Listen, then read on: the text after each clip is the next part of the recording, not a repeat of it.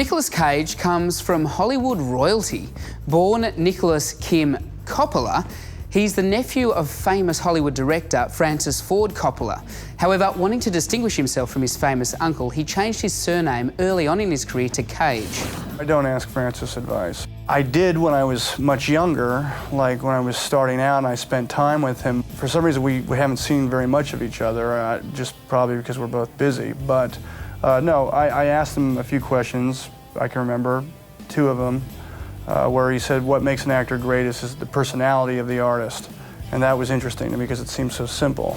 Cage's breakthrough came with his role in Valley Girl in 1983, earning him a reputation as an actor who completely indulges in a role. Acutely aware of not wanting to be typecast, he began to seek out roles that challenged him. You know, I call my own shots with my choices, and even if my agent said I shouldn't do it, it doesn't matter. If I want to do it, I'm going to do it, whether they like it or not.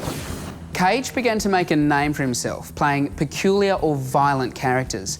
Not wanting to be typecast or limited to these types of roles, he decided to branch out early on. I found that people started to think that I really was crazy and scary, and so I thought, well, wait a minute, you've got that wrong. You know, I'm an actor and I'm acting these things, so I decided it was time to make a change, and I did. I call it my Sunshine Trilogy, and it's all about upbeat, positive themes. Cage's Sunshine Trilogy consists of the films Honeymoon in Vegas, Guarding Tess, and It Could Happen to You, all much lighter, more comedic films. I think I have more emotional awareness now. You know, I've been through some stuff, and I feel like there's a deeper well in me, and that I'm more capable of understanding movies like It Could Happen to You or characters like Charlie Lang than I was before, you know. Just through the process of growing, just through living life, basically, it tends to deepen and mature people.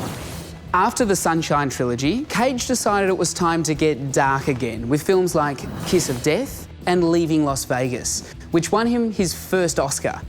The balance between good and evil is what attracts Cage to a character. And I'm ready to step back into some other more nasty shoes, and I did with Kiss of Death. It's fascinating for me to examine characters and to look at their makeup.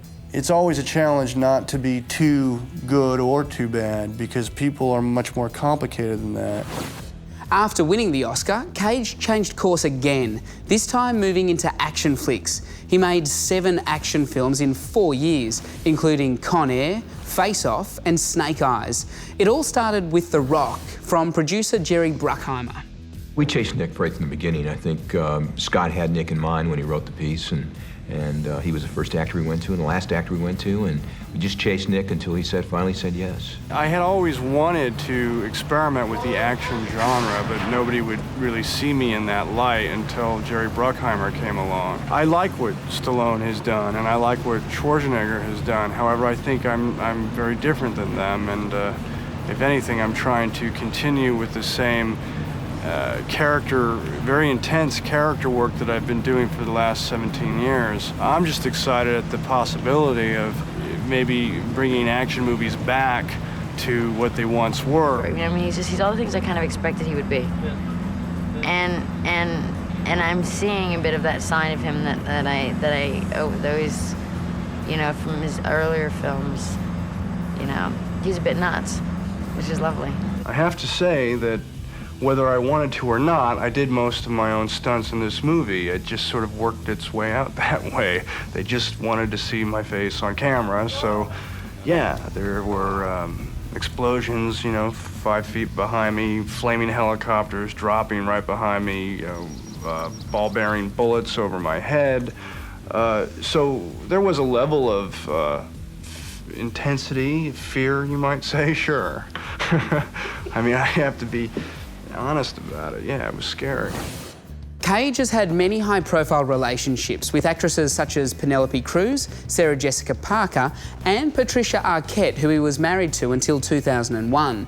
Even though the pair work in the same business, they didn't like to talk about work when they got home. We would go home at the end of the night And she would have her script and I would have my script, and sometimes we'd run lines, but mostly we really kept it just very separate from work. Once we were off the set, it was really more about just our relationship. Nicolas is one of the greatest actors in the world, and I've always been so inspired by his work. It was so great to be able to watch him in scenes and discover all the different layers of what he was creating. I think that the home is the place where you really want to keep it about family and other things. You know, we work so much as it is that we'd rather not bring our work back home with us. Cage's preparation for a role is second to none. He looks for a balance between intensity and humour and stops at nothing to fully understand a character. I did some very intense research on this movie, probably more intense than I have done in a while. I did ride along with paramedics, and that wasn't something I was prepared for. When we first drove up to a drive-by shooting, and they said, okay, in a calm and orderly fashion, put your bulletproof vest on, and you step out of that car, you don't know what you're walking into. An actor, like any other artist, is an observer. Some of it is, of course, me, because I'm using myself as my instrument. But I'm also still creating characters. I'm thinking them through. It's like painting, you know. Just because you paint something doesn't necessarily mean you are what you paint. Cage says he needs to feel a connection with the character before he takes on a role. I know for me that if I'm not inspired in some way personally, then I'm not going to do a good job, you know. And if I feel like I can build something organically that has I think the most important thing would be a certain level of purity, then I feel like I'm doing my job well. And so, yeah, personal taste would be the most important thing. Most actors don't like to watch themselves back on the silver screen, and neither does Cage. You're always curious how a movie comes out, you know, and I think the best is when you can see it with an audience and listen to their reaction and whatnot. But I wouldn't say that I like seeing myself, because I'm very critical of myself. Cage has made a lot of diverse films in the last few years, including Adaptation, Matchstick Men, Lord of War, and The Weather Man. He's a big believer in the power of improvisation, if the situation's right. It's one of the tools that you can use if you're invited to use it by the director and the writer. I mean, but generally speaking, if I really respect the script that I'm working on, I try to honor the writer's words and not go off page, unless I'm encouraged to, and then I will. And I do think it can be exciting when you do, because you very often get that spontaneous moment that happens in improvisation that just works and just has this smacks of reality, and the director usually likes it and goes and uses it. He never does anything the same. One take is completely different to the next and the next and the next. Really totally different feelings, and he's trying everything a different way. I feel like it's always new. I think he's an actor who's got a tremendous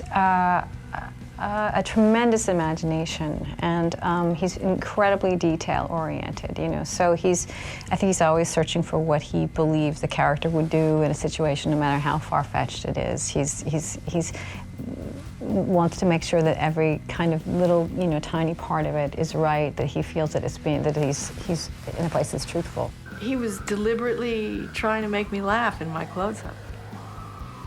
I thought, this is one evil son of a... He's trying to make me laugh in the movie. I'm not gonna laugh. I'm doing a serious scene. But there's just something about him that, he wasn't trying to make me laugh. He was just acting with all of his heart and soul. It was so unbelievably sweet. But he's so funny. He's so funny. Cage has continued to tackle a range of genres, from World Trade Center to The Wicker Man, Ghost Rider to National Treasure, Book of Secrets. He even co-starred with animated guinea pigs in G-Force. I don't want to relax into any kind of movie or one type of character or one voice, you know. I have to keep changing and trying different things. Cage sees the actor's role as simply putting forward a character without judgment. He says the role of judge is for the audience. I don't want to tell you what to think about a movie. Your opinion is what matters. How the audience perceives a movie is what matters. Anything I say, is a character a good character, is he a bad character? That doesn't matter, he just is. It's up to you. Nicolas Cage has forged a successful career through the choices he's made and the risks that he's taken. Acutely aware of not wanting to be typecast, he's jumped from action flicks to dark dramas to romantic comedies and been acclaimed in all of them.